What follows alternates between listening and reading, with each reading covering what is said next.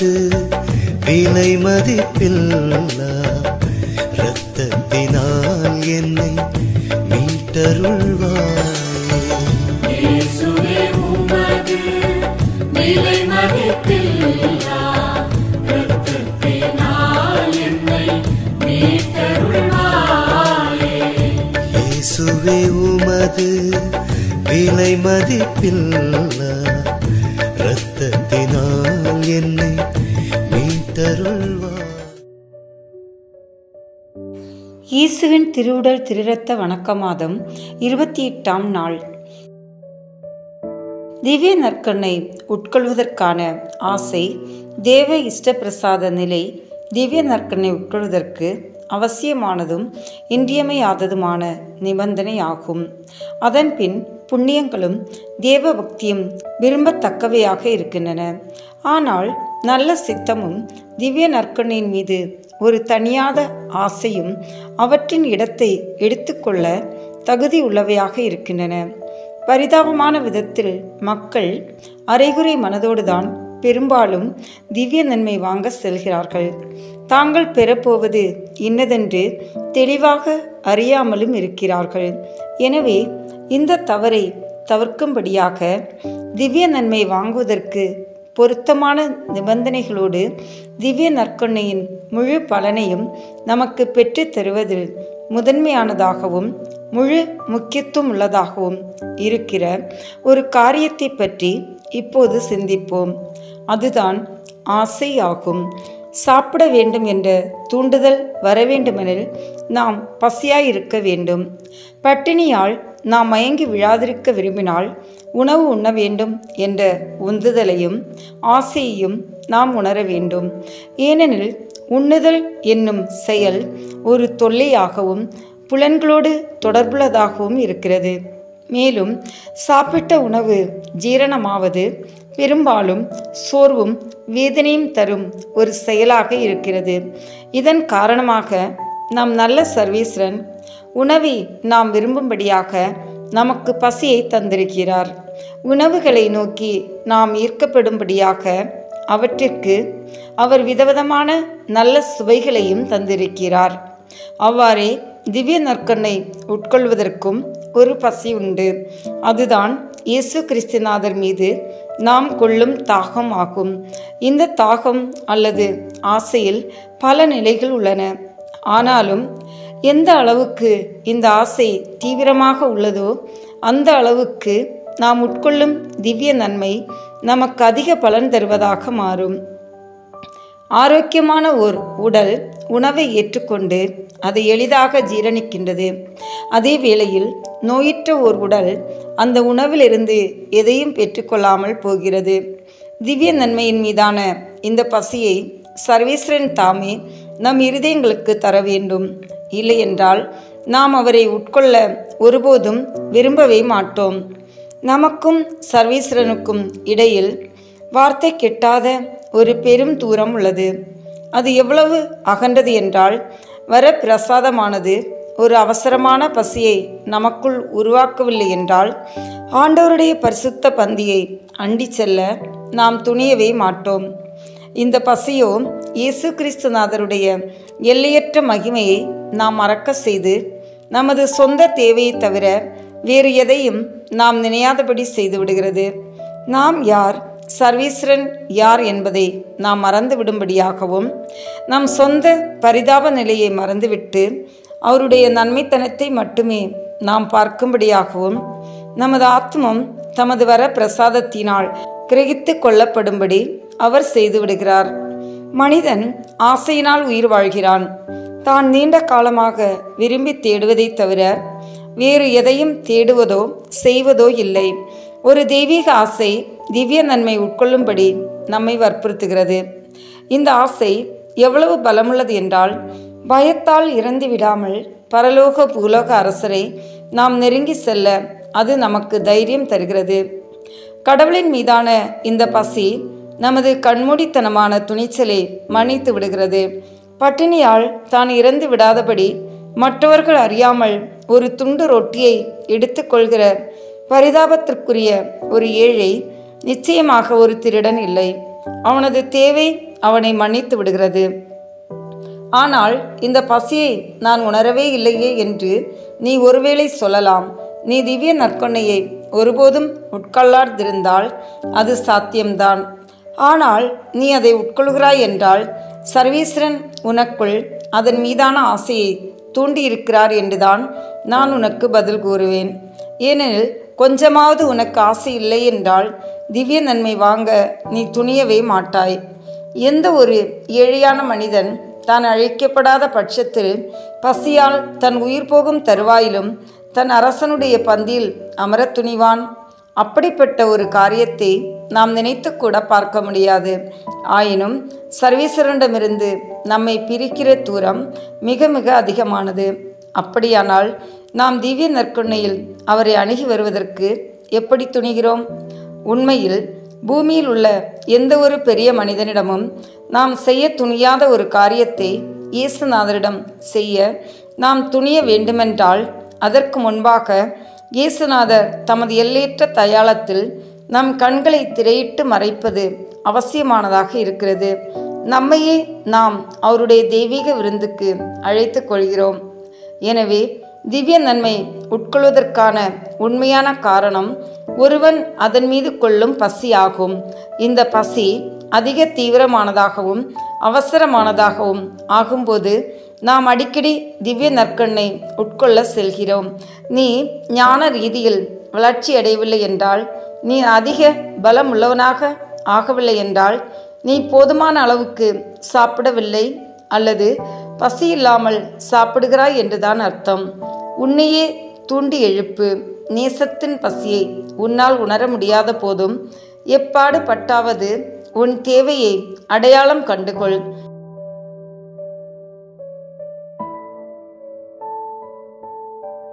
தந்தை, மகன், தூய ஆவியின் பெயராலே ஆமென். நம்பிக்கை அறிக்கை. விண்ணகத்தை மண்ணகத்தில் படைத்த எல்லாம் வல்ல தந்தையாகிய கடவுளை நம்புகின்றேன். அவருடைய ஒரே மகனாகிய நம் ஆண்டவர் இயேசு கிறிஸ்துவை நம்புகின்றேன். இவர் தூய ஆவியாரால் கருவுற்று கன்னி மரியாவிடமிருந்து பிறந்தார். போதிய குலத்தின் அதிகாரத்தில் பாடுபட்டு சிலுவையில் அறையப்பட்டு இறந்து அடக்கம் செய்யப்பட்டார். பாதாளத்தில் இறங்கி 3ஆம் நாள் இறந்தோரிடமிருந்து உயிர்த்தெழுந்தார். விண்ணகத்திற்கு எழுந்தருளி எல்லாம் வல்ல தந்தையாகிய கடவுளின் வலப்பக்கத்தில் வீற்றிருக்கின்றார். அங்கிருந்து வாழ்வோருக்கும் இறந்தோருக்கும் தீர்ப்பு வழங்க வருவார். தூய ஆவியாரை நம்புகின்றேன். புனித கத்தோலிக்க திருஅவையை நம்புகின்றேன். புனிதர்களின் உறவு ஒன்றிப்பை நம்புகின்றேன். பாவ மன்னிப்பை நம்புகின்றேன். உடலின் உயிர்ப்பை நம்புகின்றேன். நிலை வாழ்வை நம்புகின்றேன். ஆமென். விண்ணுலகில் இருக்கிற எங்கள் தந்தையே, உமது பெயர் தூயது என போற்ற பெறுக. உமது ஆட்சி வருக. உமது திருவுளம் விண்ணுலகில் நிறைவேறுவது போல மண்ணுலகிலும் நிறைவேறுக. எங்கள் அன்றாட உணவை இன்று எங்களுக்கு தாரும். எங்களுக்கு எதிராக குற்றம் செய்வோரை நாங்கள் மன்னிப்பது போல எங்கள் குற்றங்களை மன்னியும். எங்களை சோதனைக்கு உட்படுத்தாதேயும், தீமையிலிருந்து எங்களை விடுவித்தருளும். ஆமென். அருள் நிறைந்த மரியே வாழ்க. ஆண்டவர் உம்முடனே, பெண்களுக்குள் ஆசி பெற்றவர் நீரே. உம்முடைய திருவயிற்றின் கனியாகிய இயேசுவும் ஆசி பெற்றவரே. புனித மரியே, இறைவனின் தாயே, பாவிகளாய் இருக்கிற எங்களுக்காக இப்பொழுதும் எங்கள் இறப்பின் வேளையிலும் வேண்டிக் கொள்ளும். ஆமென். தந்தைக்கும் மகனுக்கும் தூய ஆவியாருக்கும் மாட்சி உண்டாகுக. தொடக்கத்தில் இருந்தது போல இப்பொழுதும் எப்பொழுதும் என்றென்றும் இருப்பதாக. ஆமென்.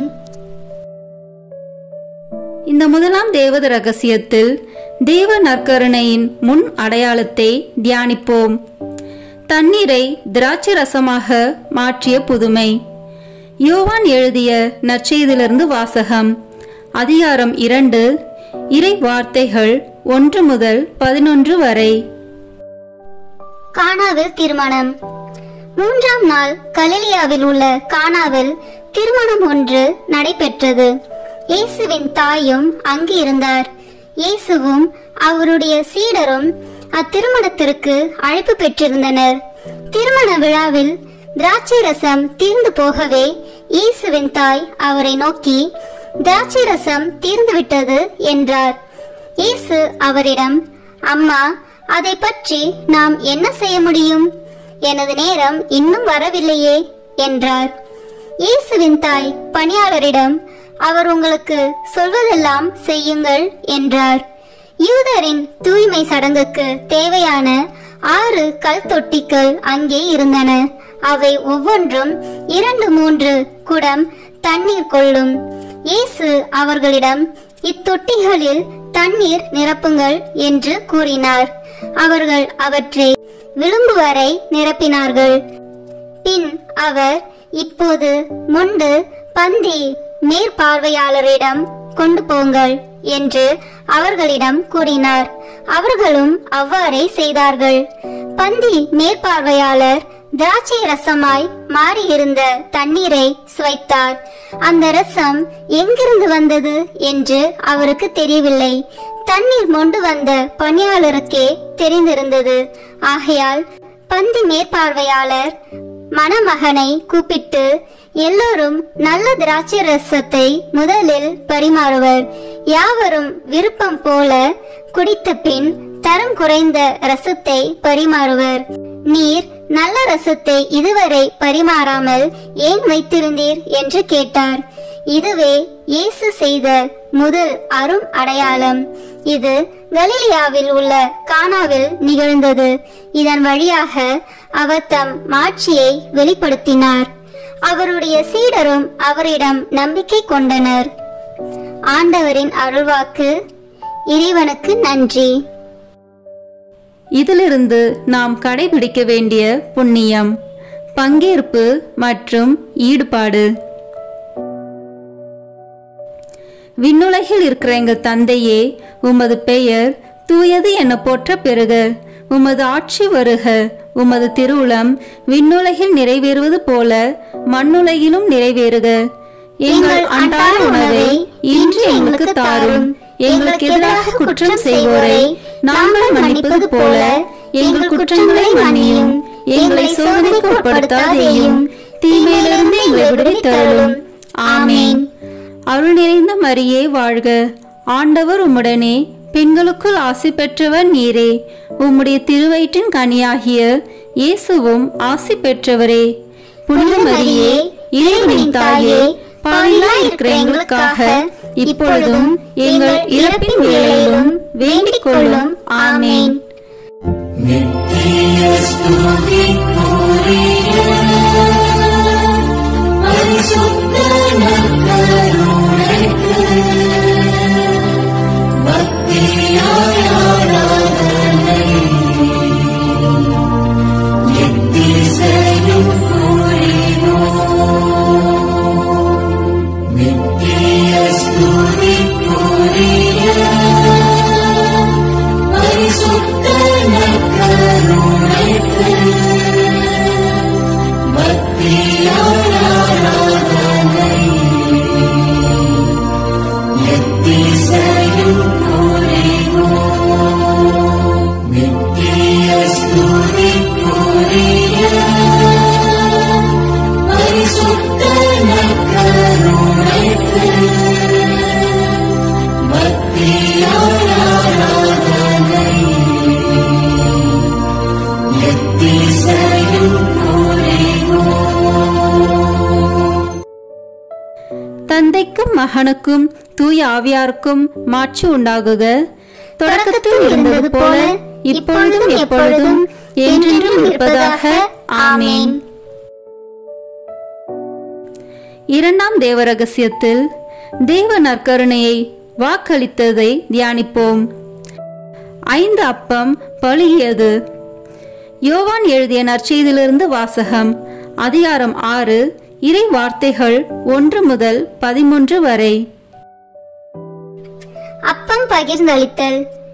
இயேசு கலிலேய கடலை கடந்து மறுகரைக்கு சென்றார். அதற்கு திபேரிய கடல் என்றும் பெயர் உண்டு. உடல் நலம் அற்றோருக்கு அவர் செய்து வந்த அரும் அடையாளங்களை கண்டு மக்கள் பெருந்திரளாய் அவரை பின்தொடர்ந்தனர். இயேசு மலை மேல் ஏறி தம் சீடரோடு அமர்ந்தார். யூதருடைய பாஸ்கா விழா அண்மையில் நிகழவிருந்தது. இயேசு நிமிர்ந்து பார்த்து மக்கள் பெருந்திரளாய் அவரிடம் வருவதைக் கண்டு, இவர்கள் உண்பதற்கு நாம் எங்கிருந்து அப்பம் வாங்கலாம் என்று பிலிப்பிடம் கேட்டார்.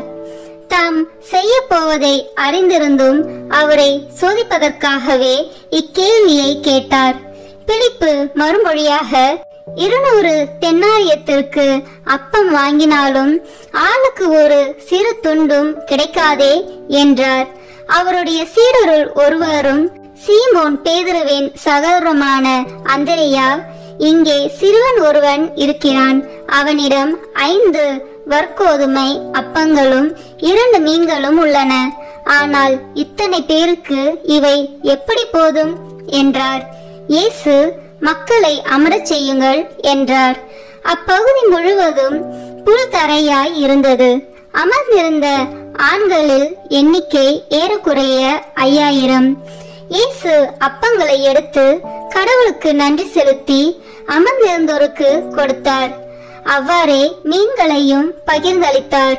அவர்களுக்கு வேண்டிய மட்டும் கிடைத்தது.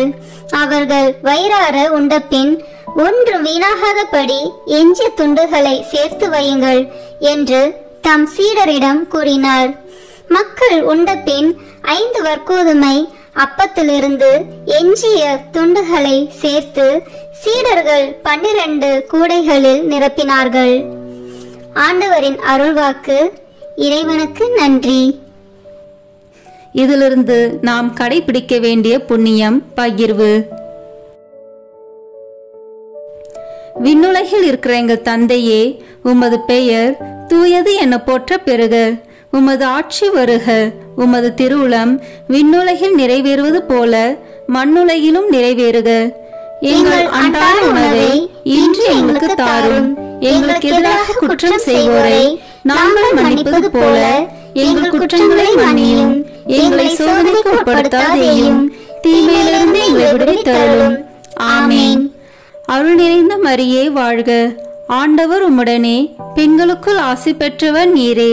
உம்முடைய திருவயிற்றின் கனியாகிய இயேசுவும் ஆசி பெற்றவரே.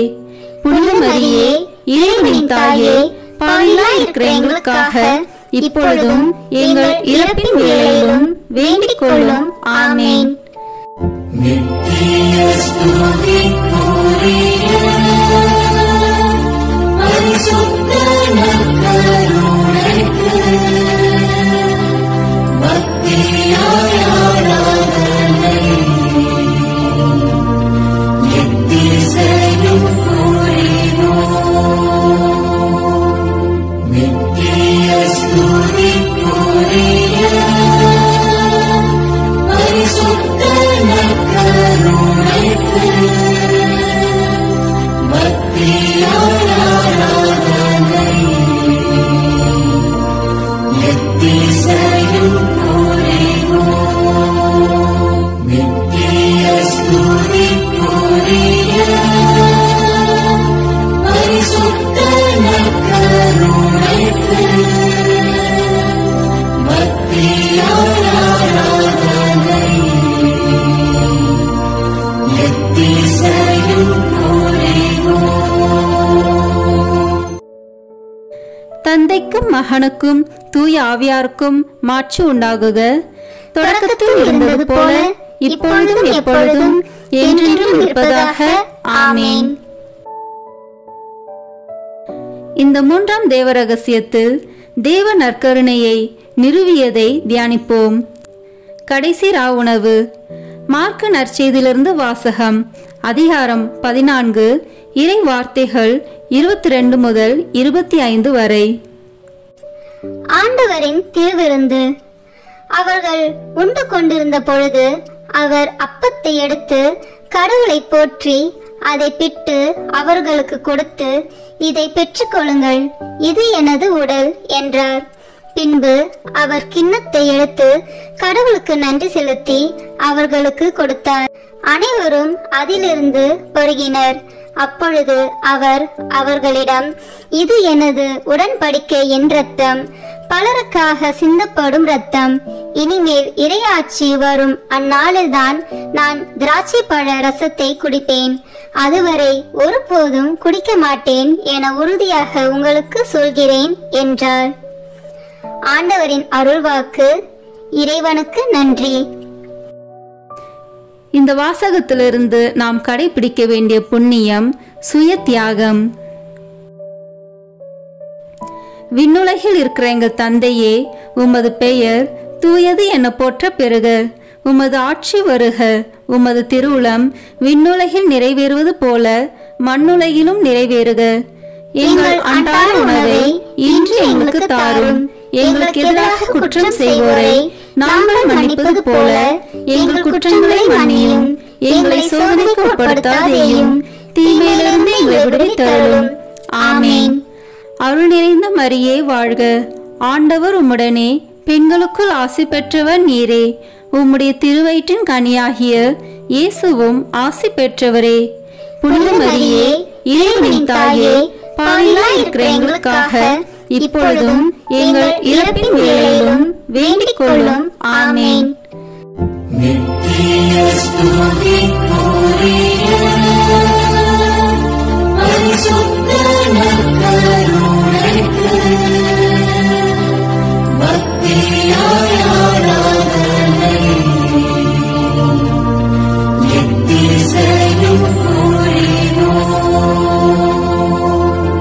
நித்திய ஸ்துதிக்குரிய பரிசுத்த நற்கருணைக்கு பக்தியாய் ஆராதனை எத்திசையும் புரிவோம். நித்திய ஸ்துதிக்குரிய பரிசுத்த நற்கருணைக்கு பக்தியாய் ஆராதனை எத்திசையும் புரிவோம். தந்தைக்கும் மகனுக்கும் தூய ஆவியாருக்கும் மாட்சி உண்டாகுக. தொடக்கத்தில் இருந்தது போல இப்பொழுதும் எப்பொழுதும் என்றென்றும் இருப்பதாக. ஆமேன். நான்காம் தேவ ரகசியத்தில் தேவ நற்கருணையை கொண்டாடியதை தியானிப்போம். எம்மாவு சீடர்கள். லூக்கா நற்செய்தியிலிருந்து வாசகம். அதிகாரம் 24, இறை வார்த்தைகள் 13 முதல் 35 வரை. எம்மாவு வழியில் சீடரை சந்தித்தல். அதே நாளில் சீடர்களுள் இருவர் எருசலேமிலிருந்து ஏறத்தாழ 12 கிலோமீட்டர் தொலைவில் உள்ள ஓர் ஊருக்கு சென்று கொண்டிருந்தனர். அவ்வூரின் பெயர் எம்மாவு. அவர்கள் இந்நிகழ்ச்சிகள் அனைத்தையும் குறித்து ஒருவரோடு ஒருவர் உரையாடிக் கொண்டே சென்றார்கள். இப்படி அவர்கள் உரையாடிக் கொண்டும் வினவிக் கொண்டும் சென்ற போது இயேசு நெருங்கி வந்து அவர்களோடு நடந்து சென்றார். ஆனால் அவர் யார் என்று அறிந்து உணர முடியாதவாறு அவர்கள் கண்கள் மறைக்கப்பட்டிருந்தன. அவர் அவர்களை நோக்கி, வழி நெடுகிலும் நீங்கள் ஒருவரோடு ஒருவர் பேசிக் கொண்டிருப்பது என்ன என்று கேட்டார். அவர்கள் முகவாட்டத்தோடு நின்றார்கள்.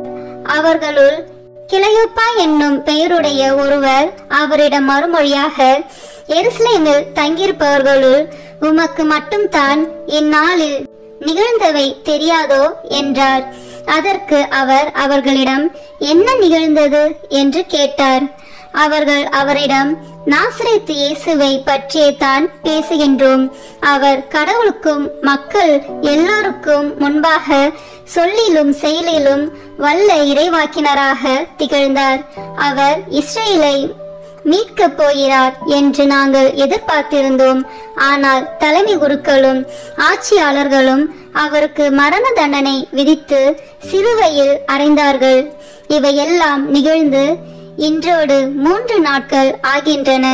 ஆனால் இன்று எங்களை சேர்ந்த பெண்களுள் சிலர் எங்களை மலைப்புக்குள்ளாக்கினர். அவர்கள் விடியற் காலையில் கல்லறைக்கு சென்றார்கள். அவருடைய உடலை காணாது திரும்பி வந்து வானதூதர்களை கண்டதாகவும் இயேசு உயிரோடு இருக்கிறார் என்று அவர்கள் கூறியதாகவும் சொன்னார்கள். எங்களோடு இருந்தவர்களுள் சிலரும் கல்லறைக்கு சென்று அப்பெண்கள் சொன்னவாறே இருக்க கண்டனர். ஆனால் அவர்கள் இயேசுவை காணவில்லை என்றார்கள். இயேசு அவர்களை நோக்கி, அறிவிலிகளே, இறைவாக்கினர் உரைத்த எல்லாவற்றையும் நம்ப இயலாத மந்த உள்ளத்தினரே, மெசியா நாம் மாட்சி அடைவதற்கு முன் இத்துன்பங்களை பட வேண்டுமல்லவா என்றார். மேலும் மோசே முதல் இறைவாக்கினர் வரை அனைவரின் நூல்களிலும் தம்மை குறித்து எழுதப்பட்ட யாவற்றையும் அவர் அவர்களுக்கு விளக்கினார். அவர்கள் தாங்கள் போக வேண்டிய ஊரை நெருங்கி வந்தார்கள். அவரோ அதற்கு அப்பால் போகிறவர் போல காட்டிக்கொண்டார். அவர்கள் அவரிடம், எங்களோடு தங்கும், ஏனெனில் மாலை நேரம் ஆயிற்று, பொழுதும் போயிற்று என்று கூறி கட்டாயப்படுத்தி அவரை இணங்க வைத்தார்கள்.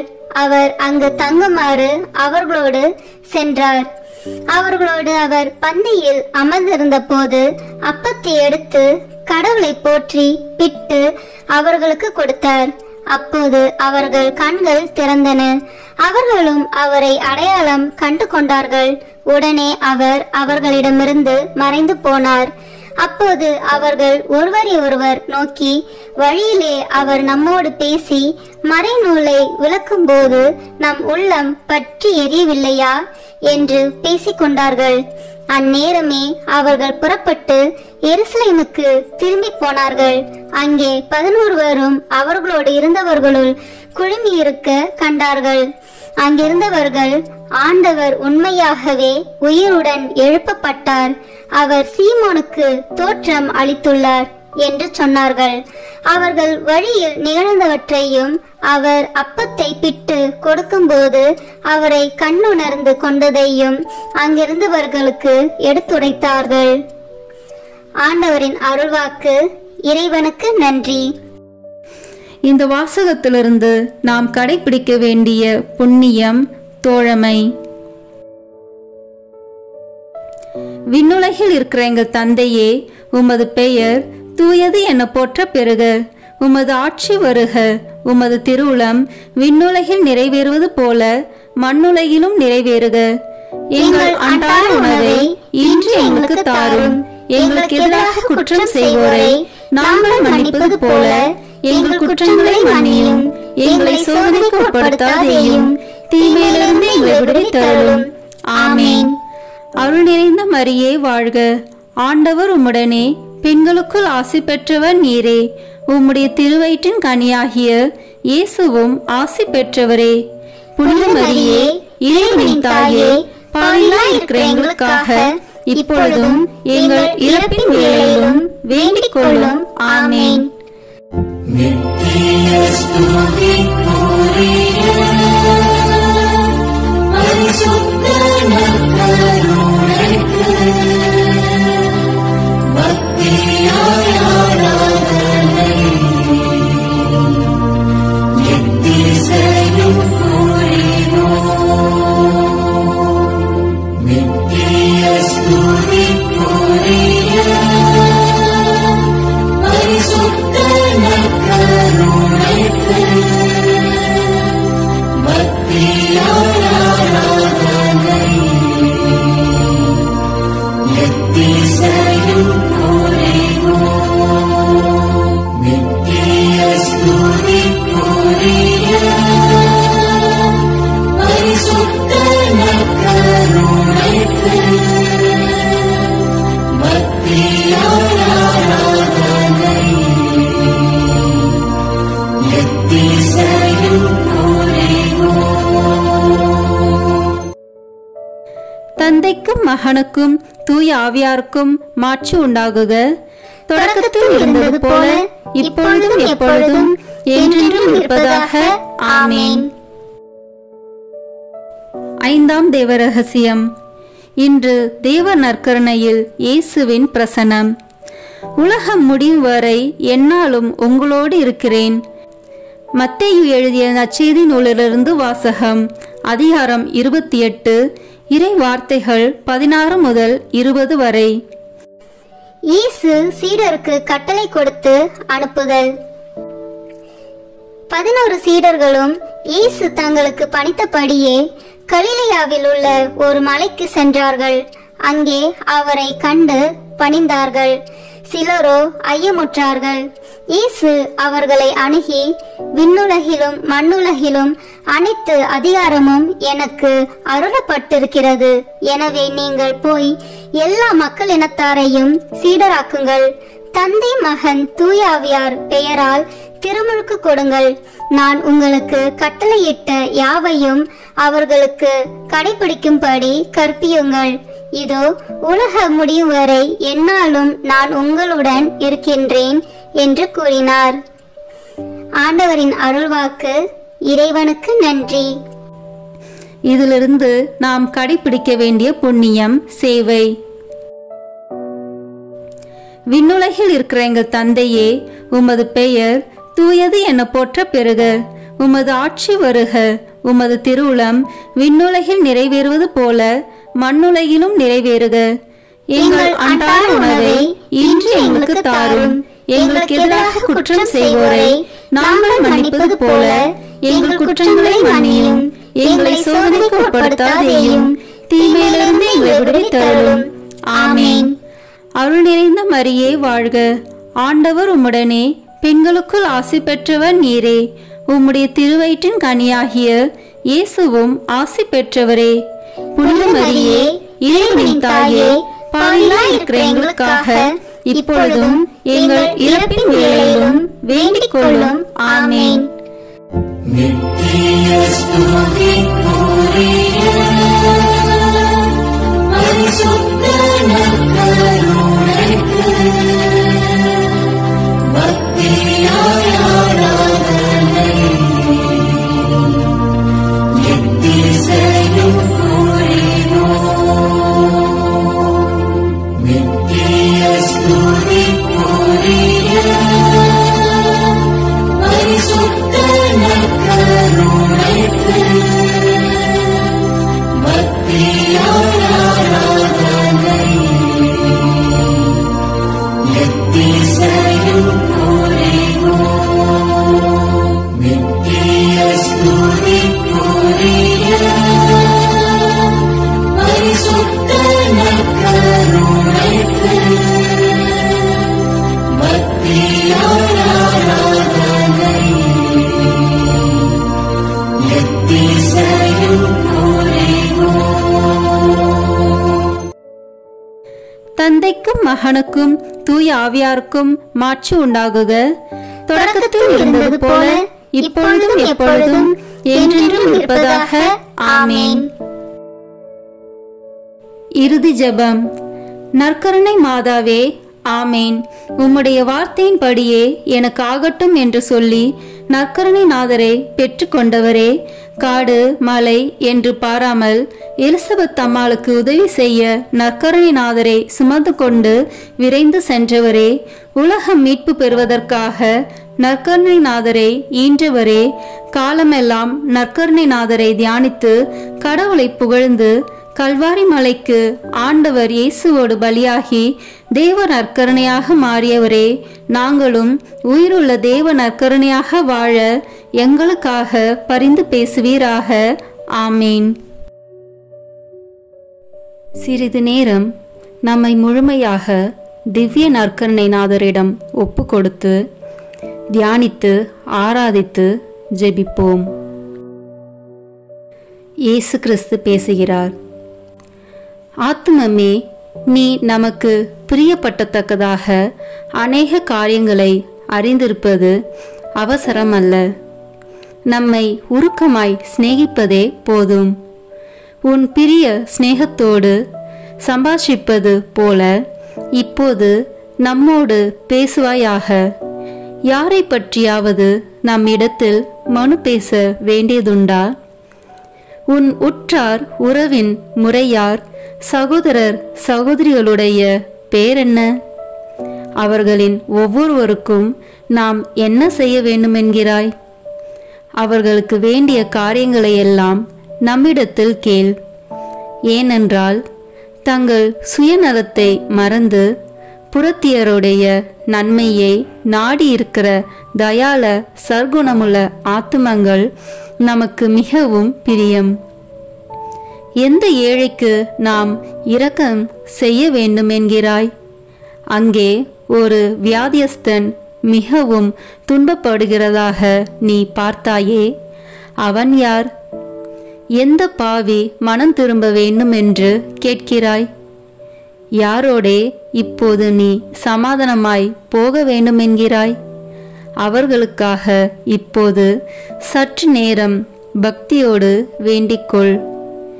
இருதய பற்றுதலோடு ஜெபிக்கப்படும் ஜெபங்களை எல்லாம் கேட்டருள்வோம் என்று நாம் வாக்குறுதியாக திருவுளம் பற்றியிருக்கிறோமே. அப்படியே சிநேகிதர் ஒவ்வொருவருக்காக ஒப்பு கொடுக்கிற ஜெபம் இருதய உருக்கம் அமைந்த ஜெபம் அல்லவா? இதற்கு நாம் இரக்கம் காட்டாமல் இருப்பேனோ? உமக்காக ஏதாவது நன்மை வரப்பிரசாதம் நீ கேட்க வேண்டியதில்லையா? உனக்கு பிரியமானால் உன் ஆத்மத்தில் உள்ள குறைகளையெல்லாம் எழுதி கொண்டு வந்து நமது சமூகத்தில் வாசித்து காட்டு. ஆபாசம், அகந்தை, பொருளாசை, சுயபட்சம், கோழைத்தனம், சோம்பல் முதலிய துர்குணங்கள் மட்டில் நீ எவ்வளவு மனசார்புள்ளவனாய் இருக்கிறாய்? இந்த துர்க்குணங்களை எல்லாம் நீ ஜெயிக்கத்தக்கதாக நாம் உன்னிடத்தில் எழுந்தருளி வந்து உனக்கு உதவி செய்வேன் என்று மன்றாட கடவாய். நிர்பாக்கியமான ஆத்துமமே, வெட்கப்படாதே. ஏனென்றால் முதலில் இப்பேற்பட்ட துர்கணங்களுக்குள்ளாயிருந்த அநேகர் உருக்கமாய் மன்றாடி கேட்டுக்கொண்டபடியால் நமது உதவியை கொண்டு அவர்கள் அந்த குற்றங்களை கொஞ்சம் கொஞ்சமாய் ஜெயித்து ஜெயசீலராகி இப்போது முத்தி முடித்தரித்த அச்சிஷ்டவர்களாக மோட்ச ராஜ்யத்தில் வீற்றிருக்கிறார்கள். புத்தி, ஞானம், தேர்ச்சி, உடல் நலம் முதலிய பிரபஞ்ச நன்மைகளையும் நம்மிடத்தில் கேட்க நீ கூச்சப்படாதே. அவைகளை எல்லாம் நாம் கொடுக்க சித்தமாயிருக்கிறோம். அவைகளால் உன் ஆத்மம் அதிக பரிசுத்தமாக கூடுமானால் அவைகளை உனக்கு கட்டளையிட்டருள்வோம். ஆத்துமமே, இன்றைக்கு உனக்கு என்னென்ன வேணும்? உனக்கு நன்மை செய்ய நாம் எவ்வளவோ ஆசைப்படுகிறோம். உனக்கு ஓயாத கவலையை உண்டு பண்ணுகிற அலுவல் ஏதாவது உண்டா? அதை நமக்கு விவரமாய் சொல். அந்த அலுவலை பற்றி நீ என்ன நினைக்கிறாய்? அதில் என்னென்ன பிரயோஜனம் வருமென்று நம்பியிருக்கிறாய்? உன் உற்றார், உறவினர், முறையார், பெற்றோர், பெரியோருக்கு பிரியப்படுகிறதற்காக எதை செய்கிறாய்? அதனால் அவர்களுக்கு என்ன நன்மை செய்யலாம் என்று எண்ணியிருக்கிறாய்? நமக்காக நீ ஏதாகிலும் செய்ய மாட்டாயா? உன் உறவின் முறையார், சிநேகிதர் நம்மை மறந்து போகிறார்களே, அவர்களுடைய ஆத்மங்களுக்கு வேண்டிய நன்மை செய்ய உனக்கு மனதில்லையா? எந்த விஷயத்தில் அதிக அக்கறையாய் அல்லது கரிசனத்தோடு உழைத்து வேலை செய்கிறாய்? எந்தெந்த முகாந்தரத்தை பற்றி நீ அதிலே ஓயாத சிந்தனையாயிருக்கிறாய்? அதற்காக நீ பிரயோகித்து கொள்ள நினைக்கும் உபாயங்கள் என்ன? உனது சுக துக்கங்களையும் சலிப்பு சஞ்சலங்களையும் நமக்கு சொல்லி காட்டு. அவற்றின் காரணத்தை உனக்கு விளக்கி காண்பிப்போம். உன் ஏற்பாடு பிரயத்தனங்களில் யாருடைய உதவியை நீ கோரிக்கையாயிருக்கிறாய்? சகல இதயங்களுக்கும் எஜமான் நாம் அல்லவா? நமது இஷ்டம் போல் அவைகளை படிப்படியாய் இலகி வசப்படுத்துவோம். உன் கோரிக்கை பிரயத்தனங்களுக்கு உதவியானவர்களை உன் கிட்டே கொண்டு வந்து விடுவோம். ஆத்துமமே, உனக்கு ஏதாவது தொல்லை தொந்தரவுகள் உண்டா? அதன் விவரத்தை நமக்கு வெளிப்படுத்து. நீ ஏன் சலிப்பாயிருக்கிறாய்? உனக்கு கஷ்டி வருவிப்பது யார்? உன்னை நிந்தைக்கு வேதனைப்படுத்தியவர் யார்? உன் அகந்தையை குத்தி காயப்படுத்தினது யார்? அப்படிப்பட்டவர்கள் எல்லாரும் நீ பொறுத்தல் கொடுக்கிறாய் என்றும் அந்த குறைகளை முழுவதும் மறந்து விடுவாய் என்றும் உறுதியாய் சொல்லி அவர்களுக்காக வேண்டிக்கொள். நாமும் உன்னை ஆசீர்வதிப்போம். உனக்கு கலக்கம் வருகிற தந்திர சோதனைகள் ஏதாவது உண்டா? காரணமில்லாத பயம் சில விசை உன் இருதயத்தை கலங்கி அடிக்கிறதா? ஆத்மமே, பயப்படாதே, நமது பேரில் நம்பிக்கையாயிரு. நாம் உன்னிடத்திலிருந்து வாசம் பண்ணுகிறோம். அங்கே நடக்கிற விஷயங்களை எல்லாம் நாம் அறிந்திருக்கிறோம். நாம் உனக்கு உதவி செய்வோம். தைரியமாயிரு. உன் சிநேகிதர் என்று வெறும் பேர் படைத்து குறை பேசி உனக்கு வஞ்சனை செய்கிறவர்கள் உண்டா? அவர்களுக்காகவும் வேண்டிக்கொள். உன் மன ஆறுதலுக்கு அவசரமாகில் அவர்கள் மனதை மாற்றி யதார்த்தவாதிகளாக்குவோம். நமக்கு சொல்லத்தக்கும் சந்தோஷ விசேஷ ஒன்றும் இல்லையா? உன்னோடே நாமும் மகிழத்தக்கதாக அந்த விசேஷங்கள் நமக்கு சொல்லக்கூடாதா? நேற்றைய தினம் முதல் உனக்கு நேரிட்ட சந்தோஷ விசேஷங்களை நமக்கு வெளிப்படுத்து. நீ நினையாத சமயத்தில் உன்னை சந்திக்க வந்த ஒரு சிநேகிதரால் நீ அடைந்த சந்தோஷமும் உனக்கிருந்த அச்சம் சலிப்புகள் நீங்கி உனக்கு உண்டான ஆறுதல் அகமகிழ்ச்சியும் சிநேகமேரையாய் உனக்கு கிடைத்த கடிதமும் சந்திப்பு சமான்களால் வந்த அக்களிப்பும் இவைகளெல்லாம் நம்மாலேதான் உனக்கு அனுப்பப்பட்டன. ஆத்துமமே, இவைகளுக்காக நீ ஏன் நன்றியறிதல் காண்பிக்கிறதில்லை? சுவாமி, நன்றி அறிந்திருக்கிறேன், உமது திருநாமம் வாழ்த்தப்படத்தக்க கடவது என்று ஏன் சொல்லுகிறதில்லை? நன்றி அறிதல் அதிகமான நன்மையை விளைவிக்குமே. உபகாரம் மறைக்கப்படாதிருப்பதை காண்பது உபகாரிக்கு அதிக உதார குணத்தை வருவிக்கும் அல்லவா? நமக்கு நீ செய்ய விரும்பும் வாக்கு தத்தங்கள் ஏதாவது உண்டா? உன் இருதய அந்தரங்களெல்லாம் நமக்கு நன்றாய் தெரிந்திருக்கிறது. பிறரை நீ எய்த்து போட்டாலும் உன் ஆண்டவராகிய நம்மை எய்க்க முடியாது. ஆகையால் ஆத்மமே, உன்னை யதார்த்தத்துடன் நமது சமூகத்தில் சஞ்சரிப்பாயாக. அந்த பாவ சமயத்தை விலக்கிவிட தீர்மானித்திருக்கிறாயா? உன் ஆத்மத்துக்கு பொல்லாயிருக்கிற அந்த பொருளை விட்டு விடுவாயா? உன் மனரூபிகரத்தை வீணாய் குழப்பிக் கொண்டிருக்கிற அந்த கெட்ட புத்தகத்தை இனி வாசியாமல் தள்ளி போடுவாயா? உன் ஆத்ம சமாதானத்துக்கு விக்னமாயிருக்கிற இந்நீராருடைய சகவாசத்தை விட்டு விடுவாயா? உனக்கு பொல்லாப்பு செய்கிறவர்களுக்கு எப்படி தயை சந்தகுணம் காண்பிக்க வேண்டுமென்று நம்மிடத்தில் கற்றறிந்து கொள். ஆத்மமே, உனக்கு ஆசீர்வாதம். இப்போது நீ போய் உன் வேலைகளை செய். ஒழுங்கு போல் மௌனமாயிரு, அடக்க ஒடுக்கமாயிரு, கீழ்ப்படிதல் உள்ளவனாயிரு, பிற சிநேகமுள்ளவனாயிரு. அமலோற்பவ மாதாவை அதிக அன்போடு நேசித்திரு. நாளைக்கு திரும்ப வா. வரும்போது உன் இதயம் அதிக பக்தி பற்றுதல் அமைந்ததாய் இருக்கும்படி பார்த்துக்கொள். இனி உன் இதயம் நம்மையில் சார்ந்ததுமாய் நன்மை செய்ய அதிக உறுதியான தீர்மானமுள்ளதுமாய் மாற்றியிருக்க வேண்டும். நாளைக்கு சில புதுவர பிரசாதங்களையும் நன்மைகளையும் உனக்கு கட்டளையிட சித்தமாயிருக்கிறோம்.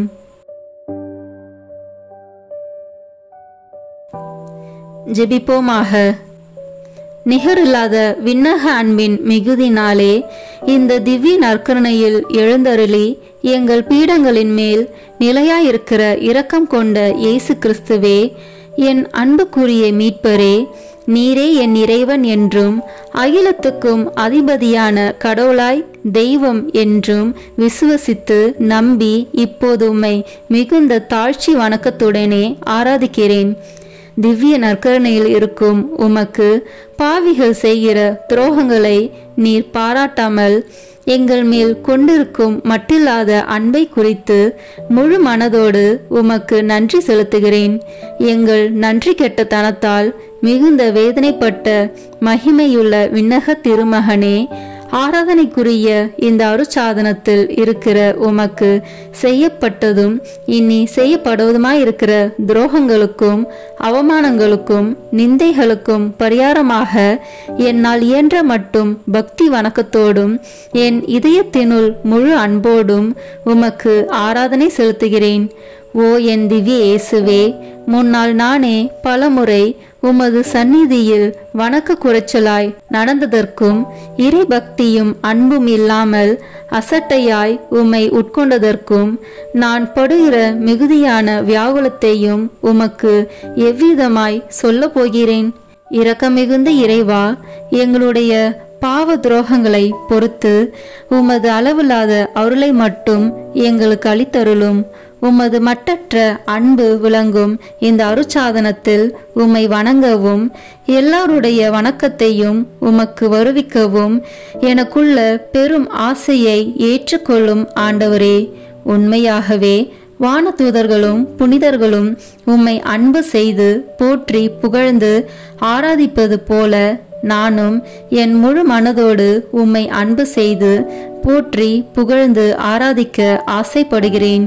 மேலும் நான் தெண்டனிட்டு வணங்கி ஆராதிக்கும் உமது விலை மதிப்பில்லாத திரு உடலையும் திரு இரத்தத்தையும் பற்றி நான் இனி திவ்ய நற்கருணையில் உம்மை பயபக்தி வணக்கத்துடனே ஆராதிப்பதாலும் அதை தகுந்த தயாரிப்போடு வாங்கிக் கொள்வதாலும் உமது அருளை அடைந்து என் இறப்புக்கு பின் எல்லா விண்ணவர்களோடும் பேரின்ப பாக்கியத்தில் உம்மை என்றென்றும் தரிசித்து போற்றி புகழ தகுதியுள்ளவனாக்கும்படி எனக்கு அருள் புரிந்தருளும். ஆமேன். எல்லாம் வல்ல இறைவா, உமது திருமகனும் எங்கள் ஆண்டவருமாகிய இயேசு கிறிஸ்து நாங்கள் செய்த பாவங்களுக்கு பரிகாரமாக உமக்கு செலுத்துகிற தியாக திருப்பலியை உமது ஆலயத்திலிருந்தும் விண்ணகத்தில் வீற்றிருக்கிற உமது உன்னதத்திலிருந்தும் பார்த்து எண்ணிறந்த அக்கிரமங்களை பொறுத்தருளும். எங்களுக்காக உயிர் நீத்த எங்கள் மீட்பரும் மனித அவதாரத்தால் எங்கள் சகோதரமாகிய இயேசு கிறிஸ்துவின் திரு இரத்தத்தின் சத்தம் சிலுவையிலிருந்து உம்மை நோக்கி கூக்குரலிடுகின்றது.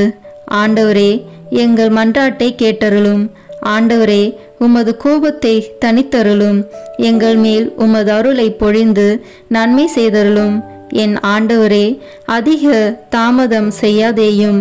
எங்கள் ஊரின் மேலும் எங்கள் மக்கள் அனைவர் மேலும் நீர் இரக்கம் கொள்ளும்படியாக உம்மை கெஞ்சி மன்றாடுகிறோம். ஆமேன்.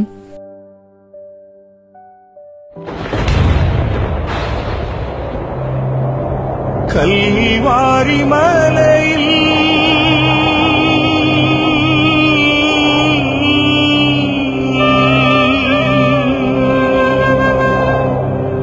சிந்திய ரத்தத்தால்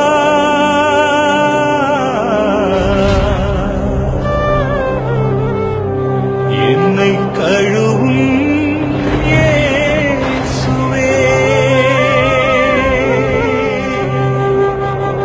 ஒரு துளி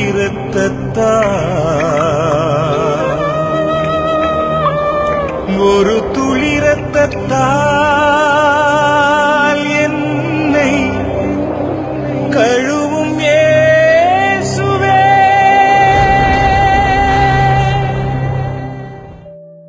சிலுவையில் இயேசு சிந்தின இரத்தத்தால் சமாதானம் உண்டாகும்.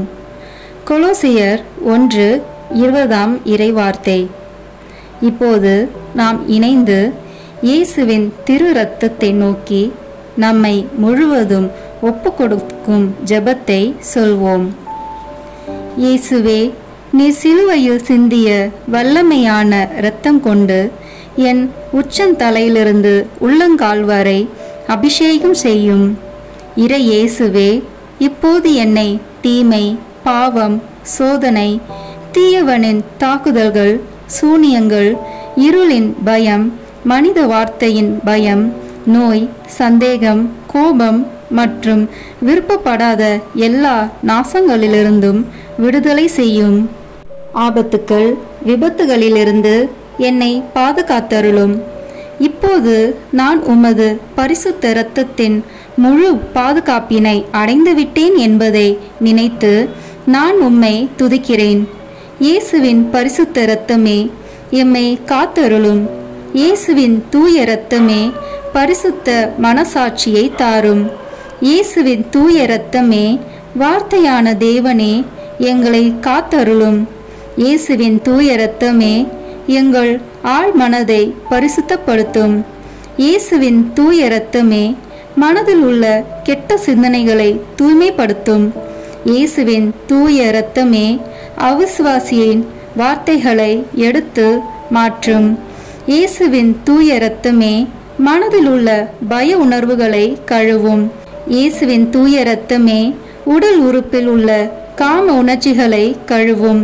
இயேசுவின் தூய இரத்தமே தலைமுறைகளில் உள்ள பாவ சாபங்களை கழுவும்.